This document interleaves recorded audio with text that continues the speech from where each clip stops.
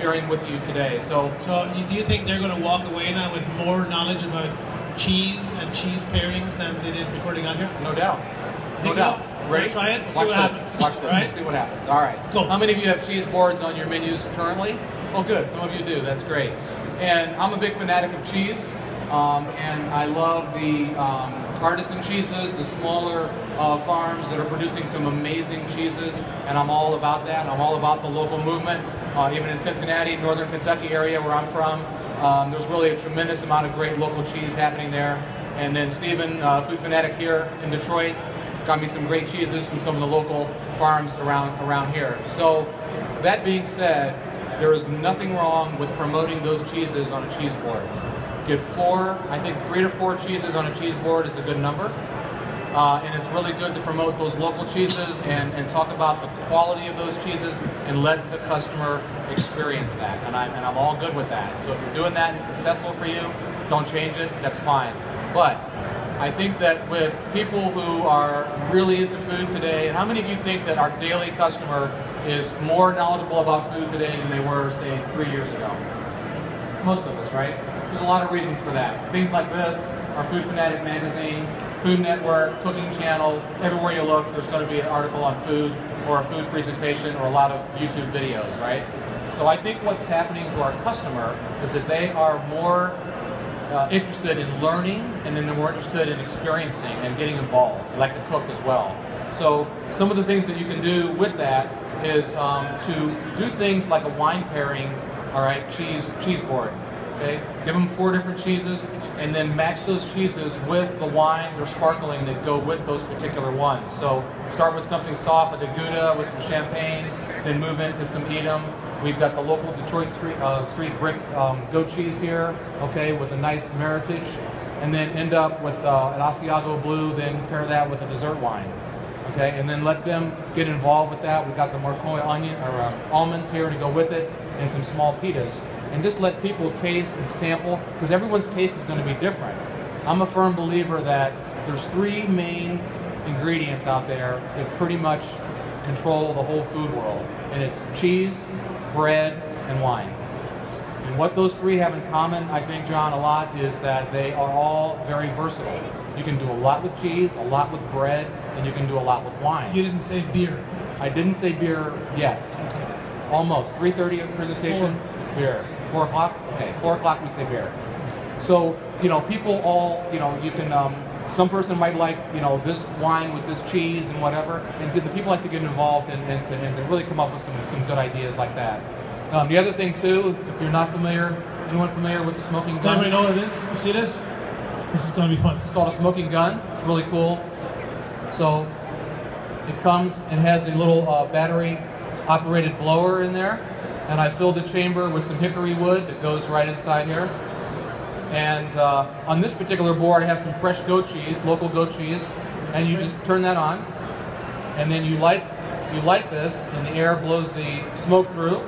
And in the kitchen, what you can do is fill that cup, okay, like that, shut her off, and then, it's great, we're smoking. Yeah, are we smoking? Everyone's smoking. And then deliver this to the table. So getting back to the interactive from before, deliver this to the table, have the customer lift that off, or the server lift that off and take it away. And now they've got a little scene happening at their table. They're part of it. We're smoking this beautiful, natural, fresh goat cheese, and now they're having a little more fun with it. You can put sun-dried cherries underneath there and have them smoke that as well, or take, you know, peach segments. No, or something can like we have that. somebody? Can we have somebody experience that down there? Yeah, Can we do it down there? Yeah, go ahead, go for it. Let's do this down there. Go for it. Who would like to experience this? Oh. Who needs some smoke in their life?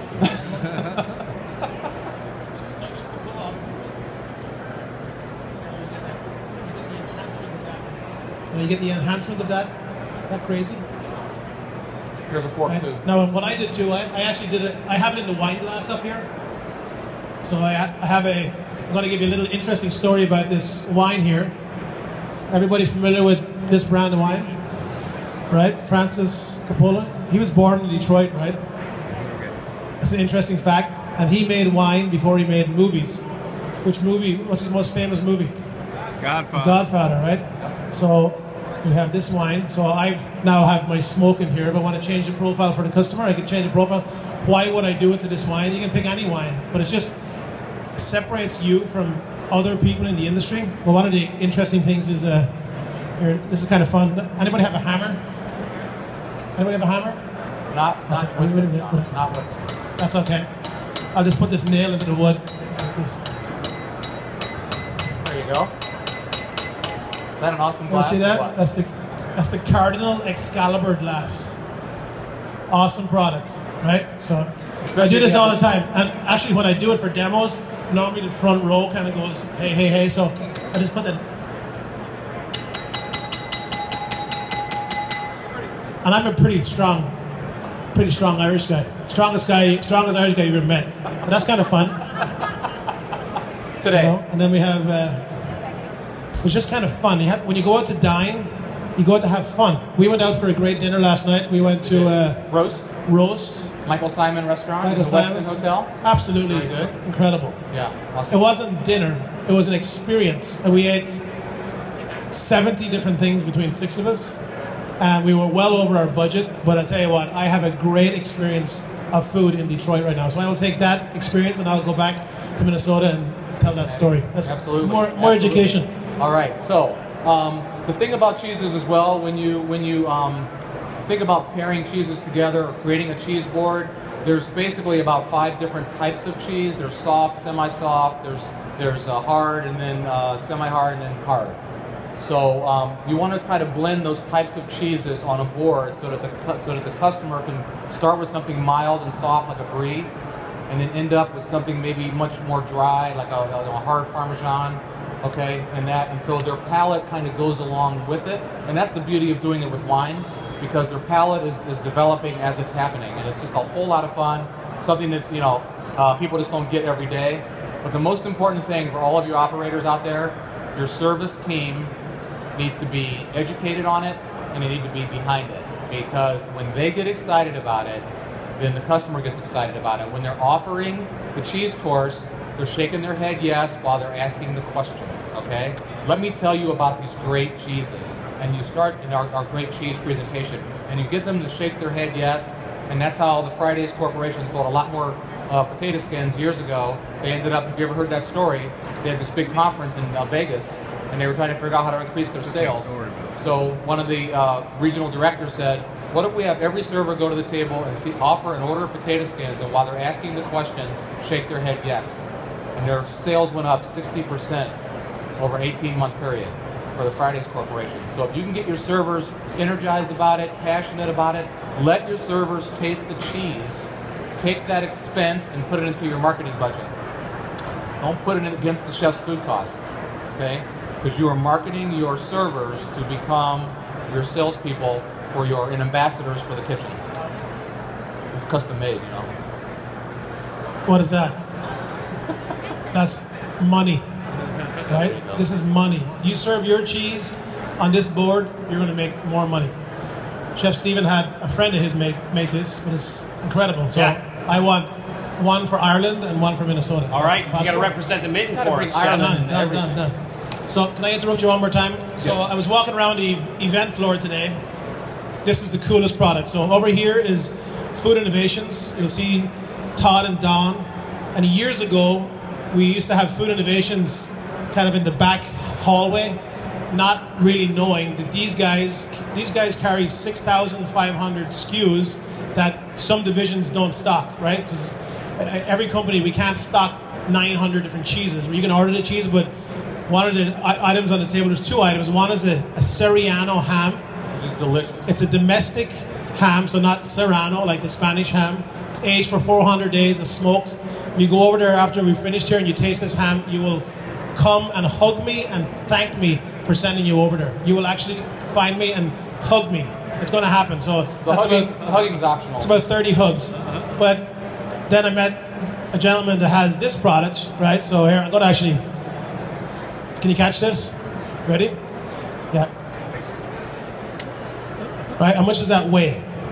Nothing, right? Nothing, because this is argon, right? And argon is in the air around us, right, about 0.5%. But what can you use argon for in the hospitality industry, right? So let's pretend that this Francis Coppola bottle of wine is now a bottle of Opus One, my favorite Mondavi Rothschild mixture.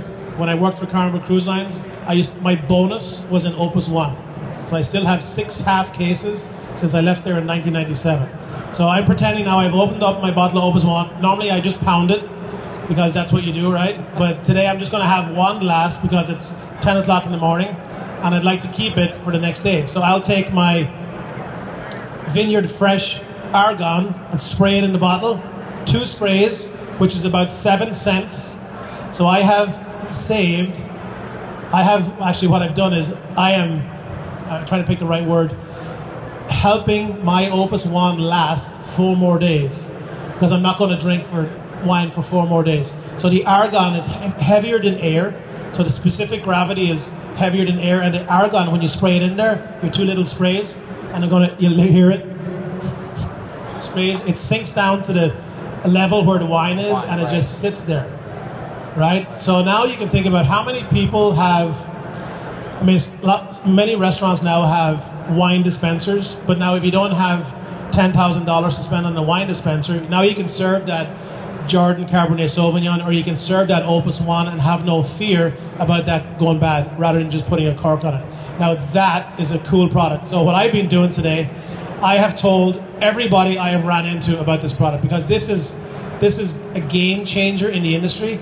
But it's incredible. I mean, you could probably have argon on fresh fish. You could probably save your olive oil. It's also good on oils too. So it also keeps the air off of oil. Okay, so that so it doesn't go rancid. And if you have a seasonal operation like Lost Arrow up in Gladwin County and places that are open and maybe the weather affects their business and that type of thing, that is an absolute perfect product for their wine. So you can go over, have some fun conversation. I just thought that was a very interesting product to be able to help us with our businesses. There you go. Are we bringing up the farm girl?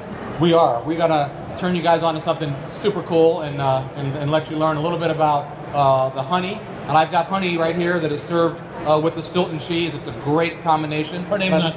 Is her name Honey? Her name is not Honey. Her name is Paige. Paige, come on up here. Come on up, Honey. And Paige operates the farm. We're getting really cool right now. So when Paige comes up, so has anybody seen this beast over here? This beast over here. The table laying over there.